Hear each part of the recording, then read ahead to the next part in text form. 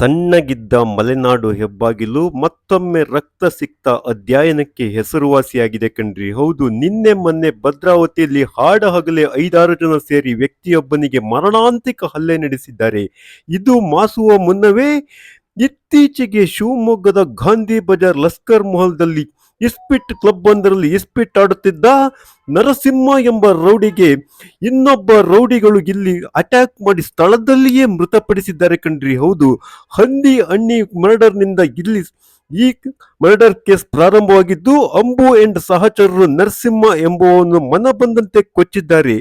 ಆದರೆ ಎಲ್ಲರನ್ನೂ post mortem ಆಗುವುದರೊಳಗೆ ಬಂಧಿಸಲು ಶಿವಮೊಗ್ಗ ಪೊಲೀಸರು ಯಶಸ್ವಿಯಾಗಿದ್ದಾರೆ. ಆದರೆ ಮಧು ಎಂಬ ವ್ಯಕ್ತಿಯನ್ನು ಸ್ಪಾಟ್ ಮಾಜರಿಗೆ ಕರೆದುಕೊಂಡು ಹೋದಾಗ ಅಂಜನಪ್ಪ ಎಂಬ ಪೊಲೀಸಿಗೆ ಹಲ್ಲೆ ನಡೆಸಲು ಮುಂದಾದಾಗ ಪಿಐ ಹರೀಶ್ ಪಟೇಲ್ ಗಾಳಿಯಲ್ಲಿ ಗುಂಡು ಹಾರಿಸಿ ಶರಣಾಗುವಂತೆ ಆದೇಶಿಸಿದ್ದಾರೆ. ಆದರೆ ಪೊಲೀಸರಿಗೆ ಧಿಕ್ಕರಿಸಿದಂತ ಈ ಮಧುವನ್ನು ಕೋಟೆ ಪಿಐ ಹರೀಶ್ ಪಟೇಲ್ ಕಾಲಿಗೆ ಗುಂಡು ಹೊಡೆದು ಬಂಧಿಸಲು ಯಶಸ್ವಿಯಾಗಿದ್ದಾರೆ ಕಣ್ರಿ. ಧನ್ಯವಾದಗಳು ಹರೀಶ್ ಪಟೇಲ್.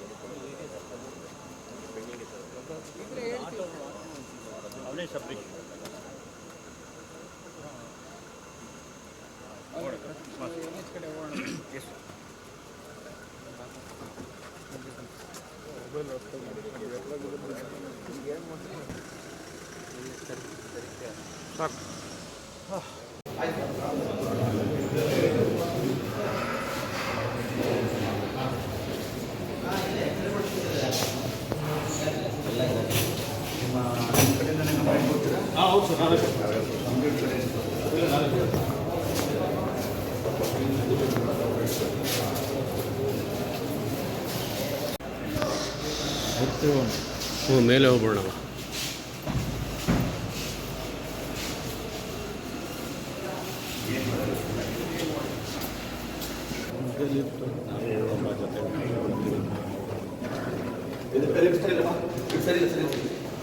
ಸರಿ ಇಲ್ಲ ಬಾಲಿಗೂ